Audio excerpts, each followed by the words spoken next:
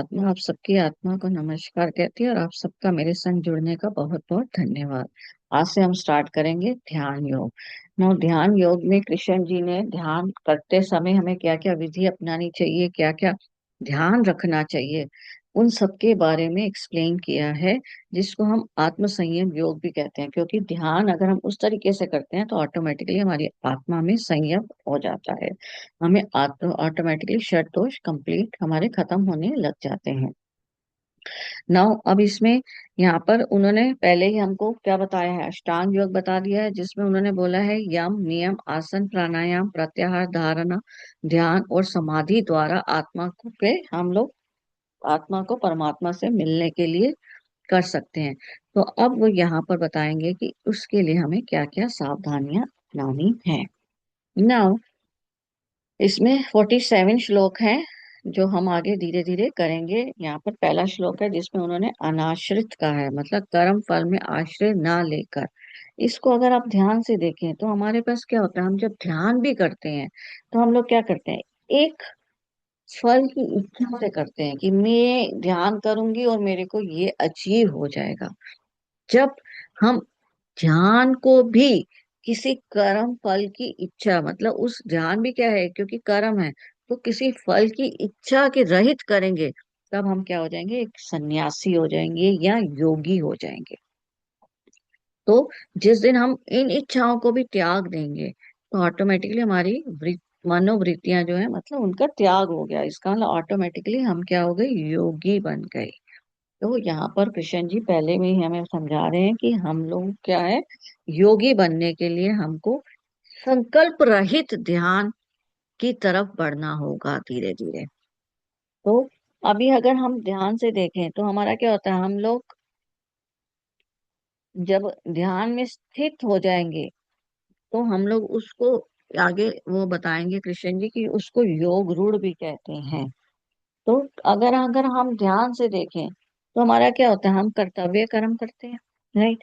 ना कर्तव्य कर्म करने के लिए अब हम क्या करते हैं, कर्म फल का आश्रय तो लेते ही लेते हैं, पर हम कर्म फल का जब आश्रय ना लेंगे तो हम क्या हो जाएंगे, योगी हो जाएंगे या सन्यासी हो जाएंगे। नो अब हमारे साथ क्या होता है, कर्तव्य तो है क्या कि कई बार क्या होता है, कई बार असंभव होता है या कई बार कठिन होता है। अब उसके दो रीजंस होते हैं कि कई बार हमारा क्या होता है कि कर्तव्य करने के लिए हमारा सामर्थ्य ही नहीं होता, हम आउट ऑफ अप्रोच होते हैं कह सकते हैं, या कई बार मर्यादा के खिलाफ हो जाता है कोई कर्म। तो तब क्या हो जाता है, हमारा वो कर्म जो होता है अकार्य हो जाता है, मतलब कर्म नहीं करने वाला काम हो जाता है। तो अगर हम देखें तो हमारा आउट ऑफ अप्रोच कैसे है, जैसे कि हमारे पास एक प्रॉपर एज बनी हुई है। अब वो जो मैरिज के लिए एज बनी हुई है उसमें ही मैरिज हो रही है तो कर्तव्य कर्म है। पर अगर उससे पहले ही कई बार बाल विवाह हो गया, नहीं, तो क्या होगा कि उसको वो कर्म बंधन में फंस गई। क्यों, क्योंकि अपने आप ही कर्तव्य हम खुद ही करते हैं, क्योंकि हमारी एक एज है, इस सर्टेन एज के बाद हमारी शादी होती है तो हमारे अपने आप ही कर्तव्य हमारे अंदर से जागृत हो जाता है। हमें अपने आप ही माँ बनने की शक्ति होती है, हमें अपने आप ही परिवार को संभालने की शक्ति होती है। पर यही बाल अगर छोटी उम्र में हो जाए तो क्या होता है, बच्चा खुद ही अभी इंजॉय कर रहा है और वो अब आगे बच्चे पैदा करके उसको वो संभाल रहा है, तो वो सोचिए वो मनोदिशा क्या होगी।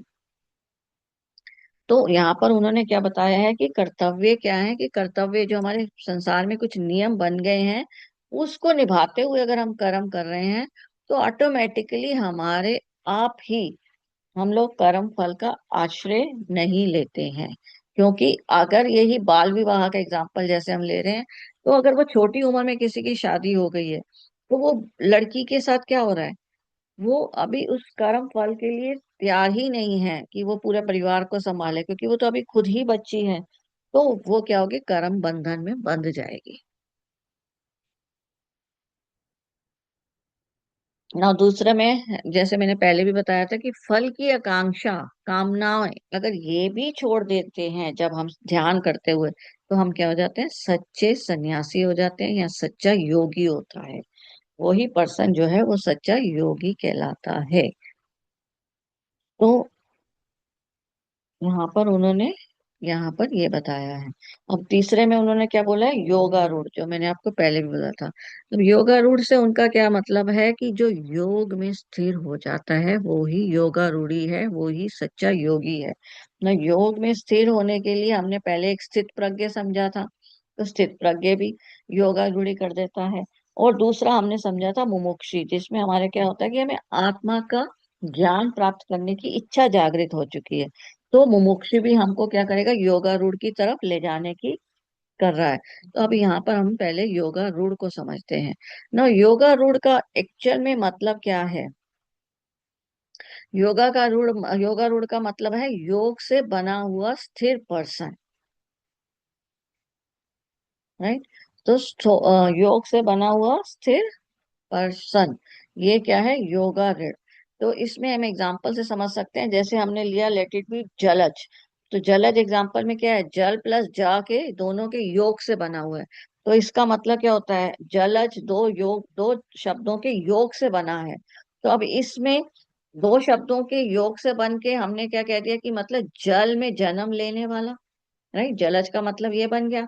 तो इसका मतलब जल में जन्म लेने वाला कमल भी हो सकता है, मोती भी हो सकता है, मछली भी हो सकता है।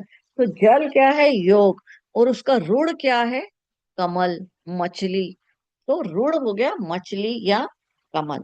तो इसका मतलब जब हम ध्यान कर रहे हैं तो हमारा ये जो ध्यान है और उसमें हमारा संकल्प रहित है, तो हम लोग क्या हो गए, योगी हो गए। तो उसको हमने योगा रूढ़ का है, मतलब योग पर संकल्प त्यागते हुए, उसको उन्होंने योगा रूढ़ के हिसाब से बोला है। अब आरुरक्ष का मतलब क्या है कि आरुरक्ष इस इसमें श्लोक में आया है, उसका मतलब क्या होता है, जो प्राप्त करना चाहते हैं। अब प्राप्त करना चाहते हैं हम आत्मा को, तो आप योगारूढ़ है। पर अगर हम प्राप्त करना चाहते हैं किसी चीज को, संकल्प करके ध्यान कर रहे हैं, तो हम सच्चे योगी नहीं हैं। यहाँ पर कृष्ण जी इस श्लोक से ये बता रहे हैं। अब अगले श्लोक में वो फिर सेम वही हमें बोल रहे हैं कि इंद्रियों पे काबू करें और त्यागी बने, तभी आप सच्चे योगा रूढ़ हैं। ना, उसके अगले श्लोक में वो क्या बोल रहे हैं कि अब अगर ये सब करते हुए तुम करते हो तो तुम ऑटोमेटिकली मेरी शरण में आ जाते हो, फिर मैं खुद ही तुम्हारा, स्वयं ही तुम्हारा हेल्प करूंगा तुमको आगे बढ़ने के लिए, तुम्हारे गुणों को बढ़ाने के लिए।